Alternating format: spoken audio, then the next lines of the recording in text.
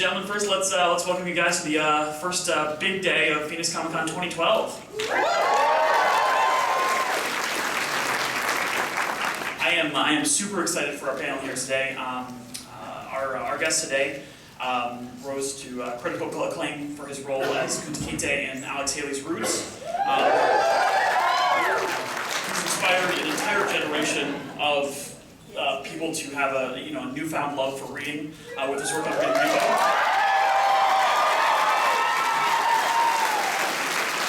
But many of us are most familiar with him as the role of helmsman and then later chief engineer, Lieutenant Commander Geordi LaForge.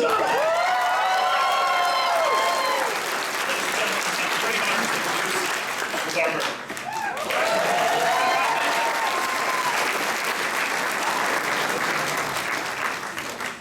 Good afternoon. Okay. My mother would be appalled. Because as my first teacher, she taught me, among many things, that it is always appropriate to speak when spoken to. I would suspect some of you had a mother who was similarly disposed. And so, sorry again. Ladies and gentlemen, good afternoon.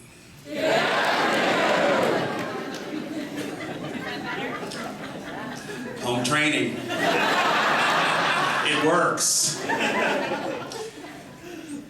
It's a pleasure to be here in Phoenix, and thank you for arranging a cool, by comparison, weekend.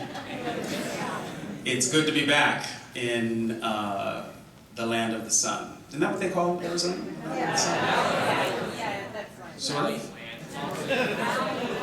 The Valley of the Sun. The Valley land. And that overzealous sheriff that you all have here. Just because he's a villain doesn't mean you have to boo.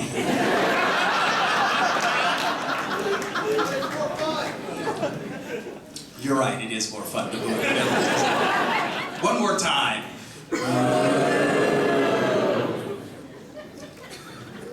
Owen, how's this going so far? Great.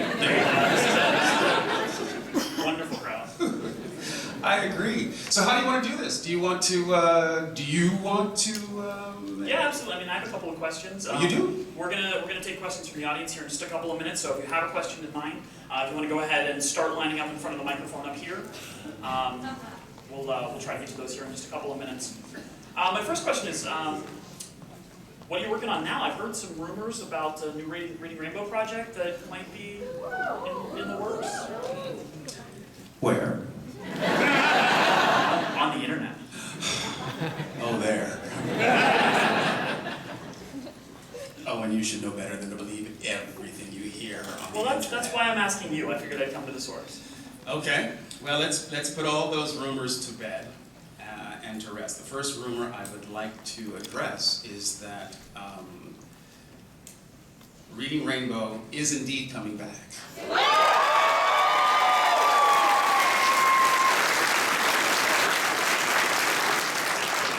However, it is important to note that that is the good news. The other news is that it is not a television show any longer. Reading Rainbow will be re-released, rebooted, June 19th via an app for tablet computers. And here's why. Television was the technology that we used in the 80s to encourage children to make a connection with literature and the written word. And this generation, they call the wired generation, don't they? Television only occupies a small aspect of how they interact with the world and consume information and entertainment.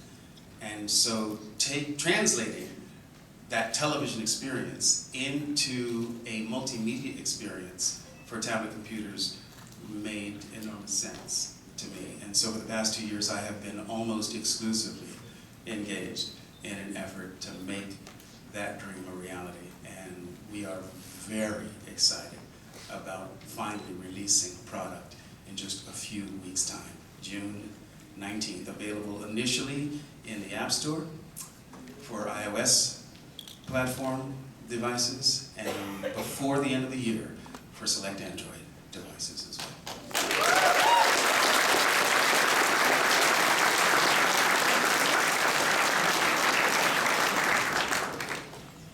So that's coming out here in a couple of weeks.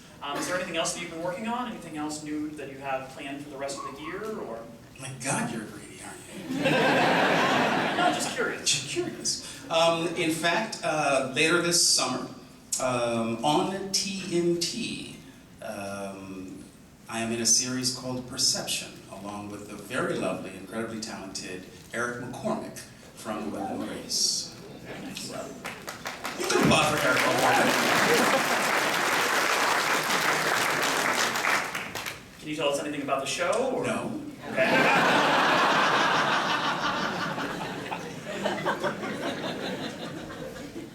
I love torturing you. Perception. Perception is it's actually a really clever idea, created by Ken Biller and Mike Sussman, veterans of the Star Trek family of writers. It is a procedural in as much as Eric's character helps the FBI solve crimes. However, the character that he plays is really, I know I've never seen this character on television before. He is a neuroscientist who is also a paranoid schizophrenic. And so the way his mind works and the style of the show actually gives us an insight into the way his mind works. Really aids him in his ability to solve puzzles. In fact, he oftentimes has conversations with people who aren't actually there. And the fun is sometimes they are, and sometimes they're not actually present. The character I play, Dean Haley, a tribute to Alex, is the dean at the university where Eric's character is a professor. And we were college roommates, Eric's character and mine. And Dean Haley has a special insight into the nature of Eric's character's particular gift. Sounds fantastic. I think at this point we should probably, there's a lot of people in here, I'm sure they have a lot of, interesting questions that they'd like to ask you, so come on. And here's the first interesting question now. Pressure. I'm sorry to put so much pressure on you. You're first in line, it's to be expected. Okay. As an early childhood educator, I'm always looking for good children's books. So I was wondering, one, what your favorite book was as a child, and also what your favorite book was that you reviewed on Reading Rainbow. That's a lovely question. Give her a hand.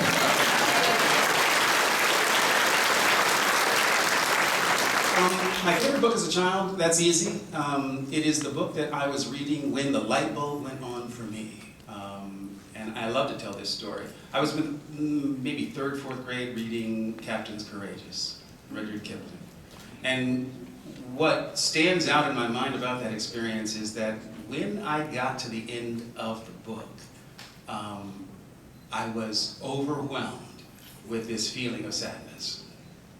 Had no idea. I was completely caught off guard by this uncontrollable sense of loss, having spent a couple of weeks in the company of these people completely engaged in the narrative. And once I was finished, I didn't know what it was then, but I know now, I got depressed. And so that was the experience that hooked me. That was when I really became a reader in earnest. To this day, when I'm reading a really good piece of fiction, I slow down the last few chapters, trying to forestall that inevitable sense of depression that sets in. I think some of you know what I mean. We did 155 episodes of Reading Rainbow. Every one featured, had a featured selection, and then 3, sometimes 4 review books. It is virtually impossible to pick a favorite from all of those. However, having said that, there are a few that stand out for me. Amazing Grace, one of my favorite children's books of all time, and Enemy Pie, also just a phenomenal story about a young boy who has a dilemma in that his neighbor and his enemy wants to play with him. And his father comes up with a solution as to how to rectify that, called Enemy Pie. If you haven't read it, I wholly recommend it. It's a great read. It'll take you about 6 minutes. And it's one of those books, you won't see the ending coming. I'll have to write those down, thank you. You bet.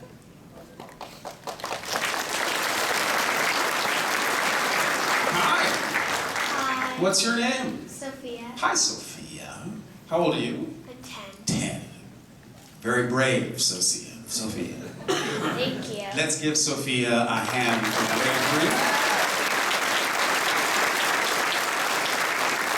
bravery. Courage, Sophia, is an admirable quality in women.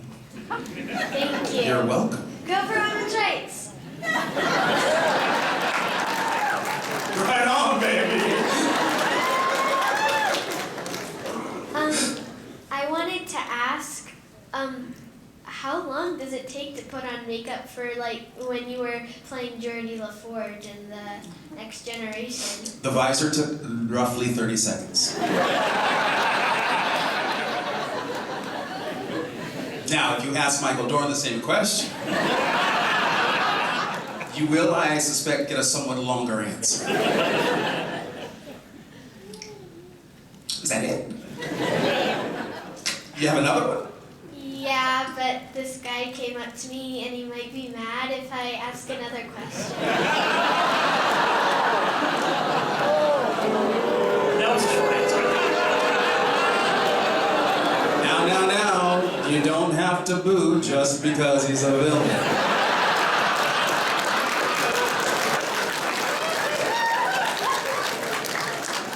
Sophia, go ahead. What's it like being on a really, really long TV show with very limited breaks? Exhausting. Thank you.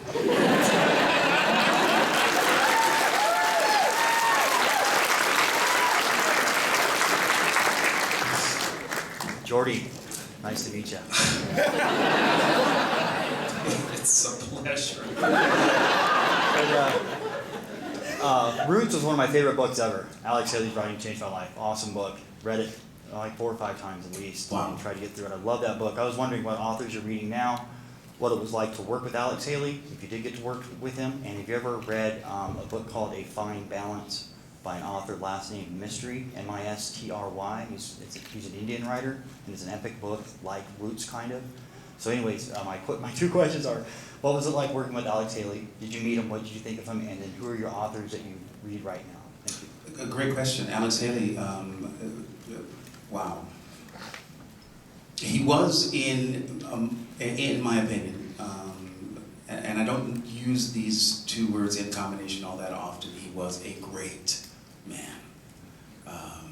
Not only was he just an amazing storyteller, a master storyteller, not only in the written word, he was a master of stories in the oral tradition.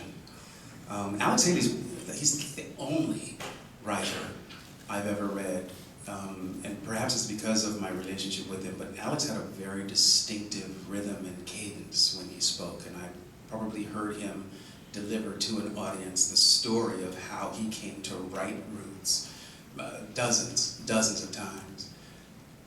When I read Alex's words, I hear his voice, I hear his cadence, I hear his intonations, I hear his rhythms in my head, and that is, for me, truly a sign of the authenticity of his storytelling style. The man certainly changed my life forever, and I'm phenomenally grateful to him. He was one of my teachers, and I feel very strongly that I've been very fortunate in my life to have had the teachers that I have had. He was a mentor to me, and I've had a couple of really good ones, including Gene Roddenberry and Fred Rogers, and Alex is in that pantheon, without a doubt, without question. In terms of who I'm reading now, oh boy. Right now I am immersed in a science fiction compendium, The Year's Best. I'm trying to recall the name of it. Gardner Dozois. He puts together a compendium every year. I think I'm the 23rd, 24th anniversary version of that. It's just a collection of science fiction short stories. I love sci-fi literature. It's the body of literature I've always gravitated toward most. So Gardner Dozois' compendium.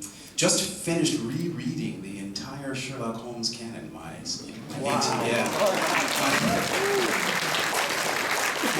soon-to-be 18-year-old daughter recently got me hooked on this new version of Sherlock. Yeah. You guys yet? Oh my God! This guy, Benedict Cumberbatch, is just mind-blowing, and so those stories, that retelling of really good stories, has caused me to want to go back to the originals and read them all. So I'd have to say I have most recently the voice of Arthur Conan Doyle in my head.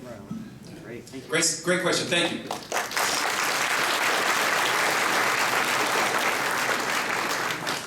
Howdy. Hi. I was wondering, are you going to try and sneak over to the Nerdist podcast tonight?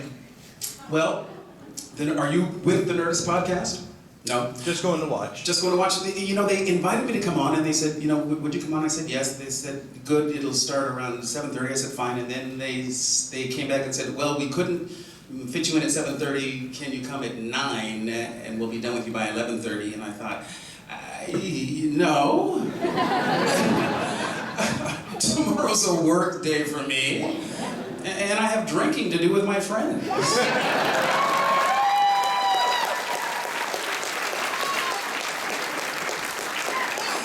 So at this point, it is doubtful. However, I do appreciate the invitation. At least the first time it was offered.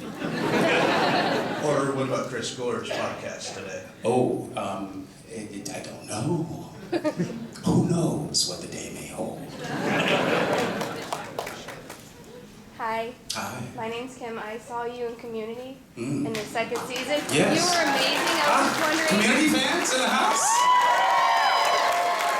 Generally, I think one of probably the most inventive show on television, on network television anyway, currently. Did you like working with the staff and the writers? Because I thought they did amazing.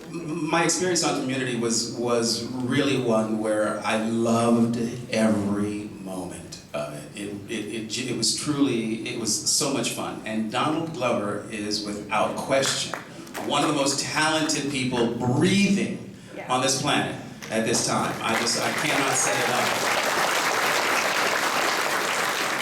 about his work. And Childish Gambino, if you're not hip to his alter ego, wow.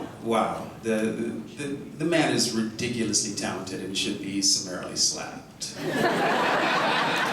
Thank you. Thank you. You can't just point a picture! No, you can't disappoint a picture. However, you can disappoint the person who is in the picture. So watch your ass.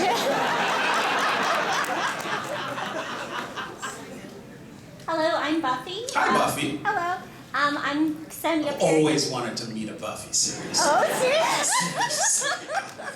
It's Hi, gotta be a guys. myth. Nobody names their kid Buffy.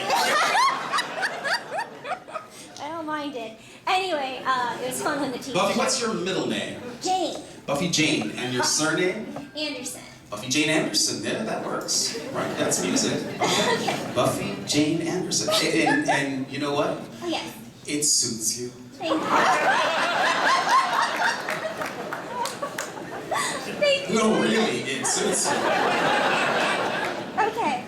I just wanted to come up here and say thank you for being the voice of my childhood.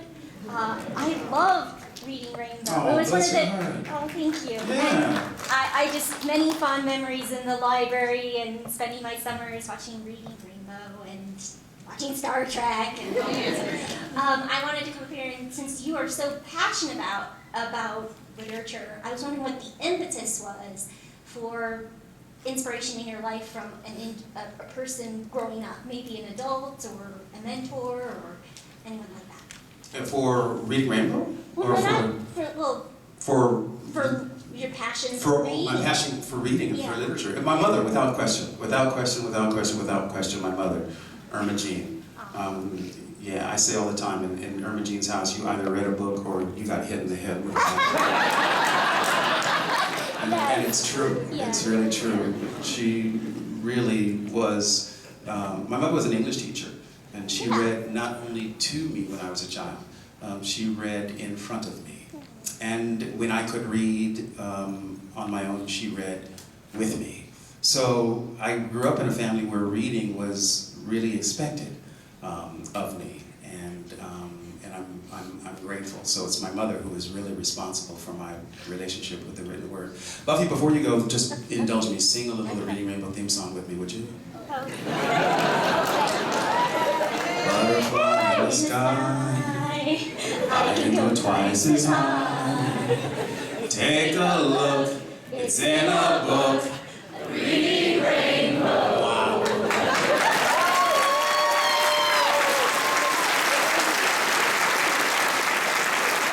Ladies and gentlemen, Buffy Jane Anderson. Don't take my word for it. But you don't have to take my word. Hello, sir. Now wait a minute. Damn it, yes you do. You meant that. You do have to take my word. Yes, sir. Hello. By the way, if any more podcasts drop out on you, you can be on mine. We'll pay for your drinks. God bless, thank you. So, we're filming it here anyway. So I have a roots-related question. Which of theirs is your favorite album?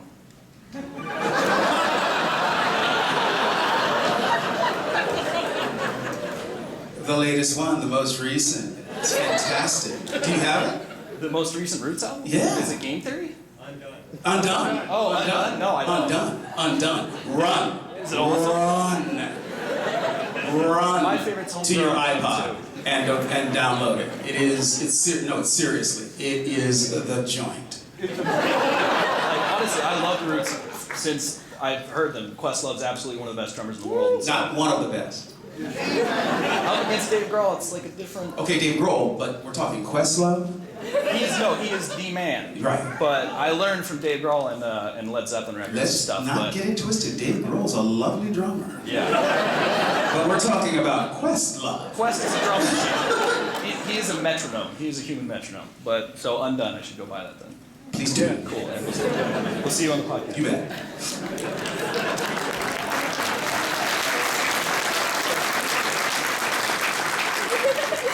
Hi, y'all. Hi. Got the giggles, do you?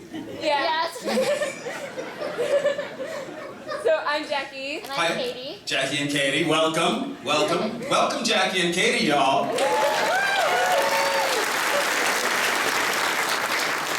We were wondering, what was your favorite memory And episode. of working with the Star Trek cast? Who? The other people who are here today. What do they do? They stand in front of a camera and say words.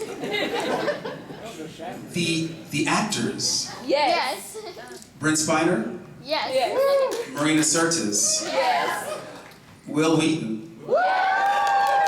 And Michael Dorn? Yes! Never heard of them.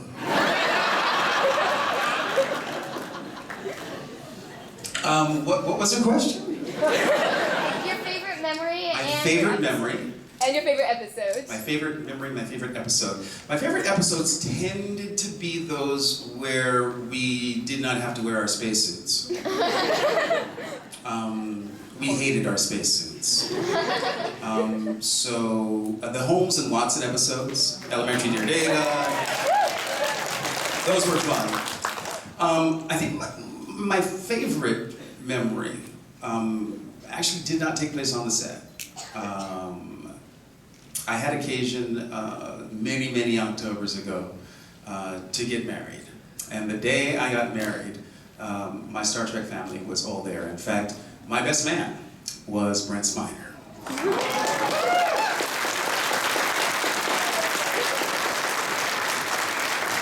And my groomsmen were Michael Dorn, Jonathan Frakes, and Patrick Stewart. So, my wedding picture freaking rocks.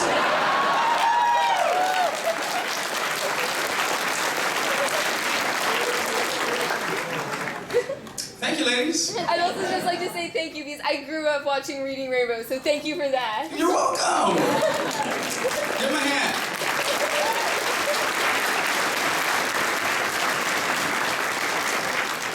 Hello, Hi. I'm Danielle. Hi, Danielle. Big Sherlock Holmes fan all around. Right? Whatever. Right. Anything Sherlock Holmes. Right? Um, Stephen Moffat. Genius. Genius. Definitely. My question is, Star Trek, could you see through that visor? Because, you probably heard this question before, but it The looks answer like is you still the can't. same. No. No. It just looks like Not you much. couldn't. Not much at all. Well, People don't believe me when I say, today I say, well, could you see? I say, no, not really. The visor limited my vision substantially. It cut off about 80% of my ability to see. Because, look, film sets are full of a couple of things. Egos and light. There's light and lighting everywhere. My eyes are brown. Geordi's eyes, without the visor, were white. And so we never could see my eyes behind the visor. And so the seal had to be as good as we could get it. So consequently, in addition to casting my face, to making a mold of it, to fit the visor as well as we could, we fixed the visor to my head by screwing it in. And see, I told you, a lot of people don't believe me when I tell them how the visor was attached, but we literally screwed it into my head. One of these days I'm going to bring the visor to one of these things and show you. There were flanges on the inside of the visor, and on the outside of those flanges were little hexagonal screws, the female ends of which were embedded.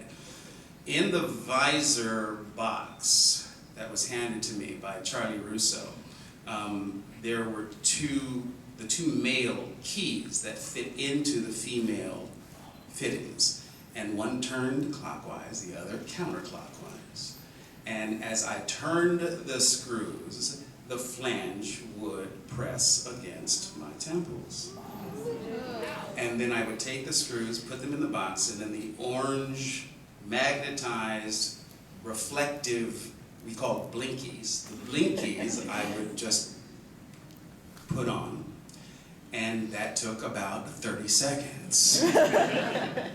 After about 30 minutes, I get a little bit of a headache. yeah. Well, because it looks like all around, when the way you act, it looks like you see everything. Yeah, well, that's Until why they call you it take it off, acting. In essence, I couldn't see that. I couldn't see that. In the first season, I bumped into everyone and everything.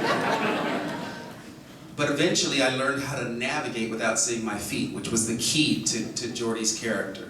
To be confident enough in everything that he did, and having to learn how to know where I was on the sets without visual reference that included the information of where my feet were, really helped in that confidence. Once I mastered that ability to use, signs and markers on the set as a way of navigating, it got a lot of fun for me.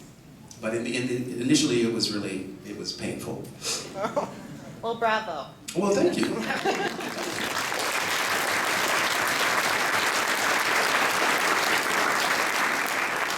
Hello. Hi. My name is Elena. Elena. First, I want to say that I loved reading Rainbow. My daughter liked it because I had books then that I can go to the library and read to her. She didn't really like the show, but she liked the books that came out of the show. So. What is wrong with your child? She reads a lot. She reads a lot. Well, God bless. The end result is the same. Yes, exactly. Was it me personally? No. And she loves you as Geordi. She just didn't like reading Rainbow. Yeah, I don't know. But anyways. Was it the eyes that threw her off? She was off-put by the fact that I could actually see. The thing she liked the best about reading Rainbow was actually the children's reviews. Right, the book reviews. She loved those. Right. But the stories themselves, I guess she didn't like. But anyways, the question that I had was, I'm just curious as to how you're feeling about the anniversary reunion here this weekend, and seeing, the other Star Trek actors and hanging out. I got to tell you, this reunion tour that we're sort of on, it was kicked off a couple of weeks ago up in Calgary, and it was the first time all 9 of us, including Denise and Will, had been on stage at a con at the same time. It was absolutely unprecedented, and it was a blast.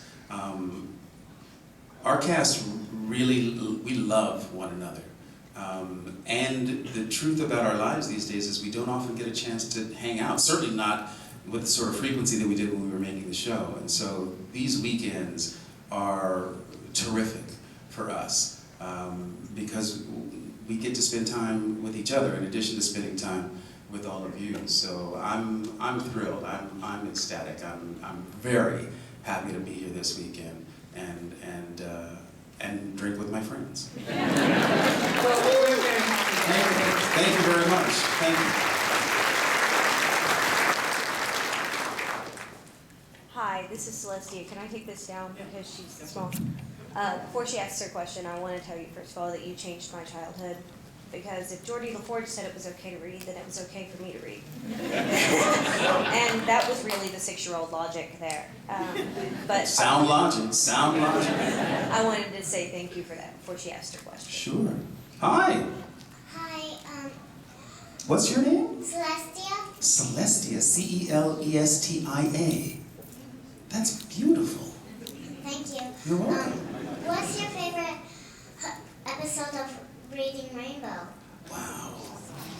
My favorite episode of Reading Rainbow has to be based on a book called The Bionic Bunny Show. And it was on that episode of Reading Rainbow, Celestia, that we actually went behind the scenes of Star Trek The Next Generation. I saw that episode on YouTube. That's my favorite episode.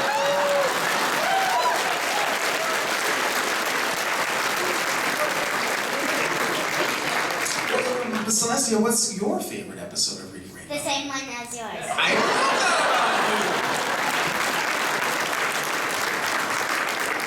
You have impeccable taste, Celestia. Thank you. You're welcome. Tomorrow I'm coming as one of your crew ones.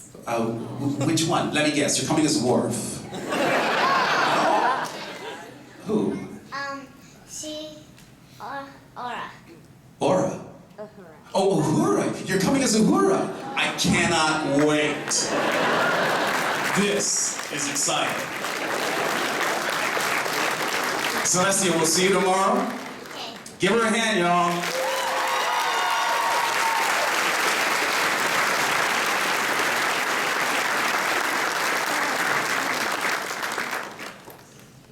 Will Celestia's parents stand up? Is that you?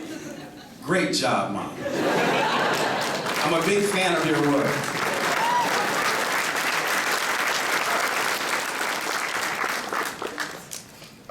I had a question about the visor in acting challenges. Because Yes. as an actor, Mhm. especially when you're on camera, your eyes are such an important part of the performance. Right. So the camera can never see your eyes. Right. And then the other actors can't see your eyes when they're performing. Right. What kind of challenges did that? It really sucked. But I mean, did you find tricks around it? I mean, because you obviously were great, so what were you doing? I don't know. Seriously, I loathed the fact that my eyes were covered. And ultimately, I believe that it made a better actor out of me, that I had to learn how to communicate in other ways. And I think that what I used my voice a lot.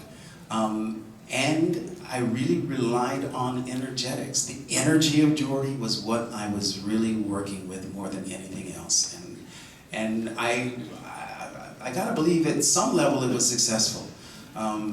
Because that major tool for communication was absolutely taken out of my bag of tricks. And I just had to compensate for it. But I can't explain what I did. I just went to work every day and tried to do my best to play the character in an honest, interesting,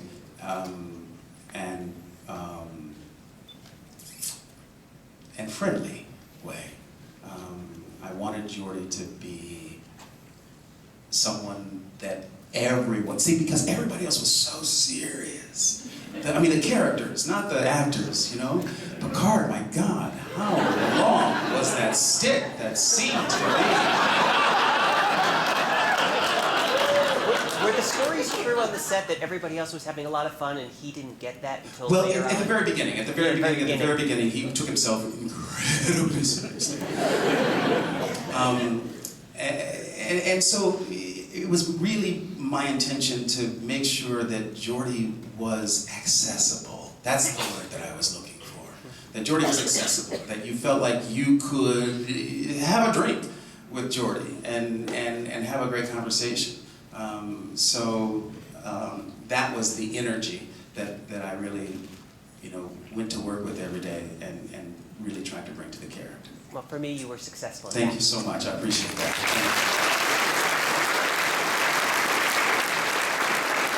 How are we doing on time? Doing good. We're doing all right? Got time for a couple more, yeah. God bless, a couple more. Hi, I'm Miguel. Hi, Miguel. And who's the little friend in your hand? My little blog, I guess. Your blog? Future. And I'm going to ask you a question that... Did you ask for permission, Miguel? No. Can I ask for permission now? A little late, don't you think? It's better to ask for forgiveness than permission sometimes. It's easier. Oh, yes, it's easier too. But I have one of the more universal questions that I wanted to ask you. Besides Picard, who are the best starship captains in Star Trek besides Picard himself? It's a short list, isn't it? Well, it's a short list, but it's a very controversial list. I'm pretty sure almost everybody in here has got an argument about it. All right, well, I'm going to go out on a limb and say my favorite Star Trek captain is Captain LaForge.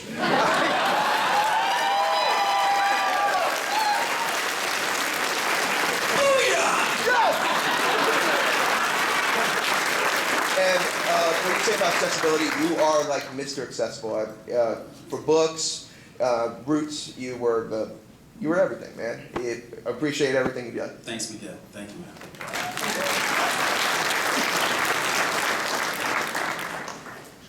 Hi there.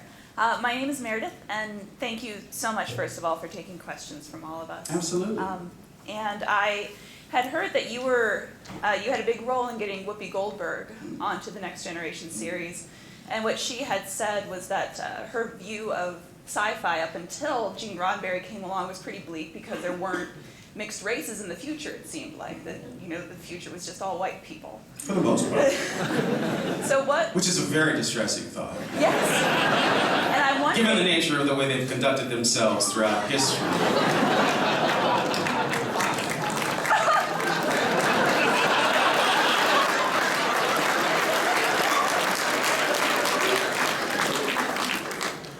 I rest my case.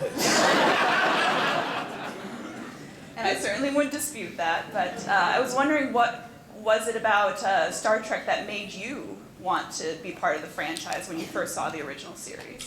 Without question, it was Gene's vision. It was Gene's vision and the idea that when the future came, that there was a place for me. Whoopi and I have had this conversation. We had this conversation many, many times. Having Nichelle Nichols on the bridge of the original Enterprise meant that we were represented when that future eventuality came. The vision that Gene created was one that I could relate to, and it was one that I wanted to live in. I totally embraced Gene's idea that we would eventually rise to the highest level of expression as human beings, and that we would one day resolve all issues of racism, sexism, classism, economy would be handled, and that we would actually achieve a level of cooperation as opposed to competition. We would cooperate as a family in humanity and pool our resources, our efforts, and our brilliance in the service of exploration and going out and looking for other sentience in the universe and treating all of that diversity that exists in creation with respect and admiration. I just thought that was freaking brilliant.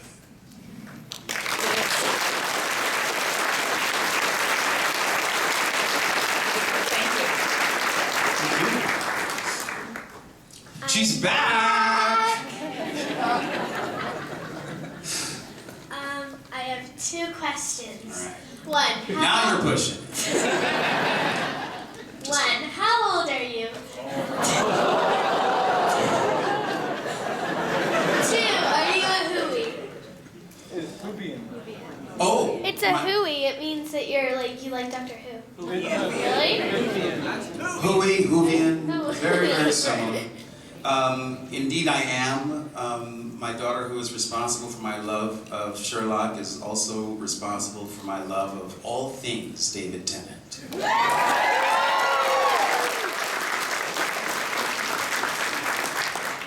As to how old I am, I'm going to ask you to guess. 1,500. Next question.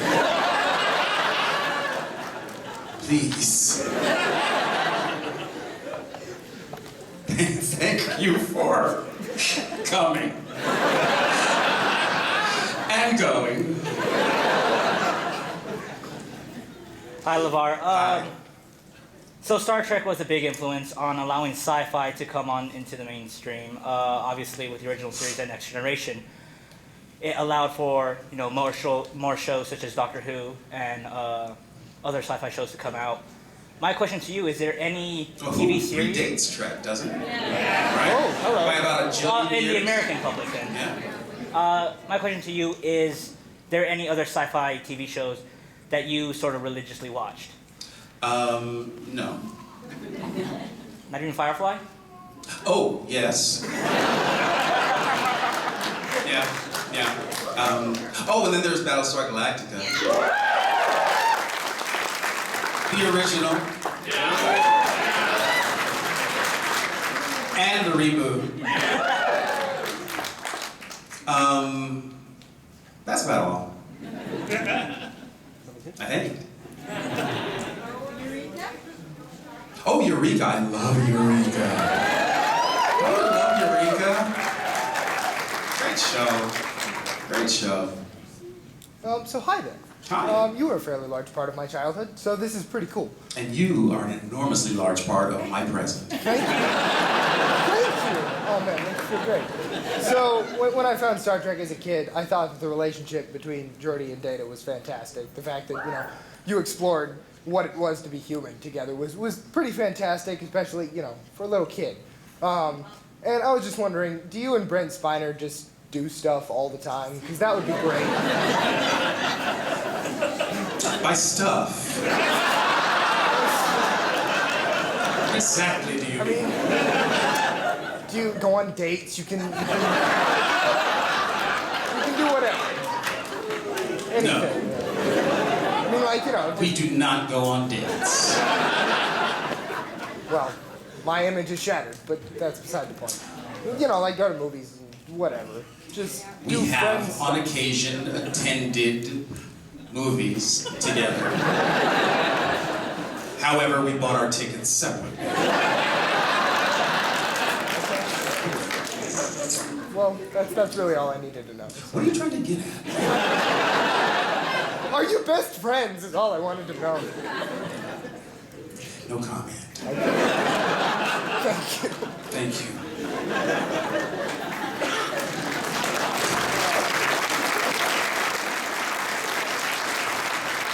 I just had one quick question for you. Did you go on dates? I was just trying to move past that.